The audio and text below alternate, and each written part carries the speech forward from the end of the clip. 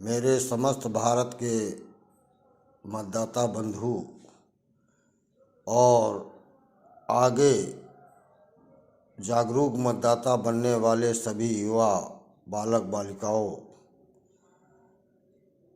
आपको जानकर हर्ष होगा कि लोकसभा चुनाव की घोषणा हो गई, आचार संहिता लग गई। इस समय अधिकारी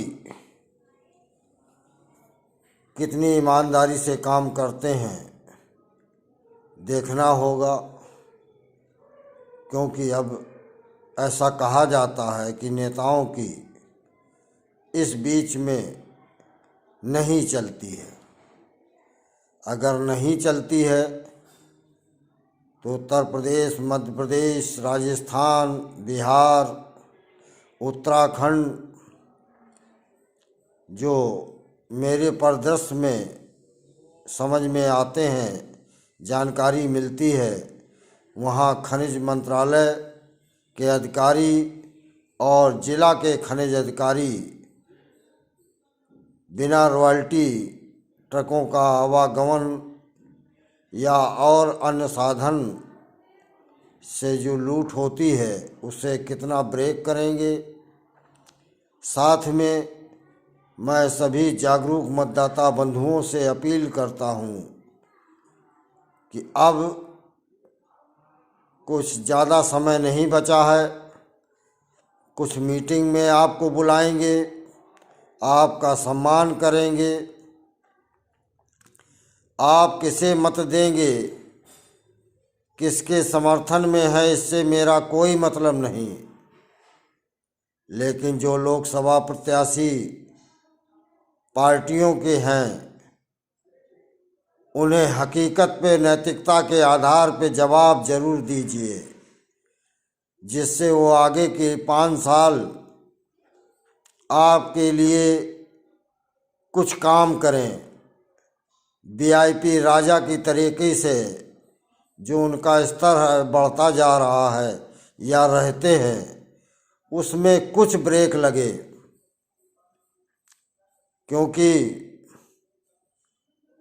जिन कैंडिडेटों का ऐलान होगा उनमें साफ सुथरा, ईमानदार, अन्याय, भ्रष्टाचार और आतंकवाद के खिलाफ कुछ बोलने का साहस हो,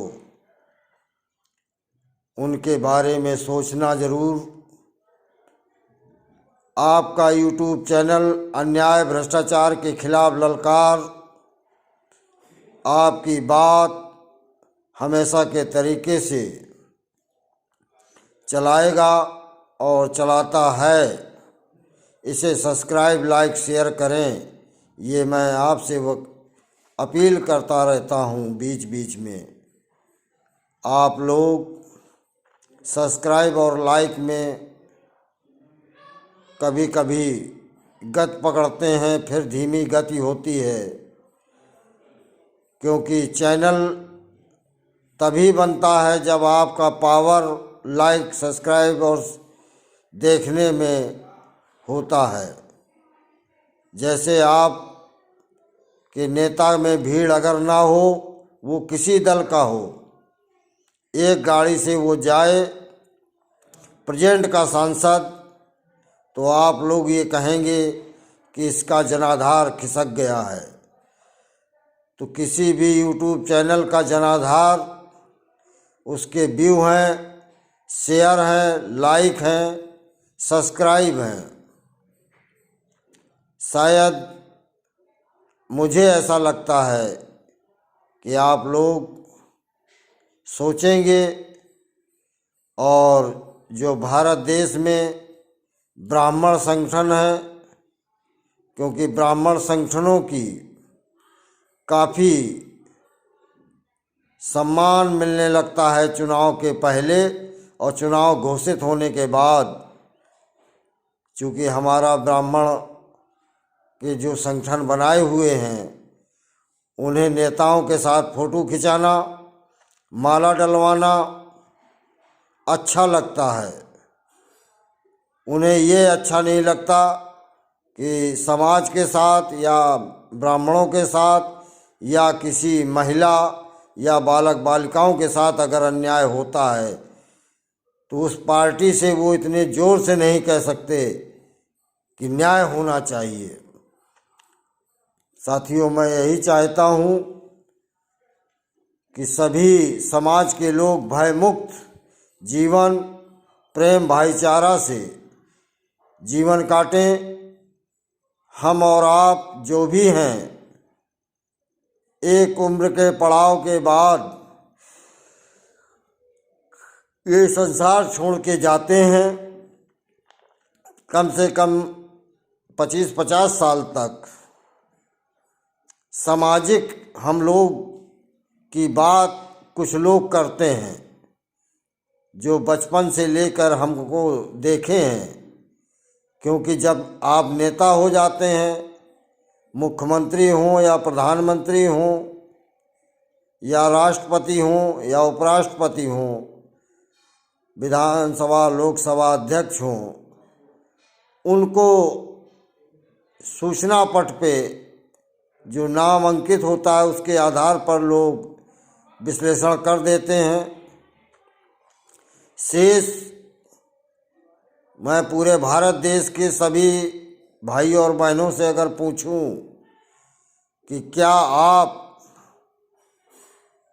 बचपन की तस्वीर जो 55 साल 50 साल के हैं, कितने लोगों की बचपन की यादें और तस्वीरें हैं? क्योंकि वो शायद हमारे टाइम पर बहुत कम थी। रेयर मेला और कस्बों में फ़ोटो खींची जाती थी।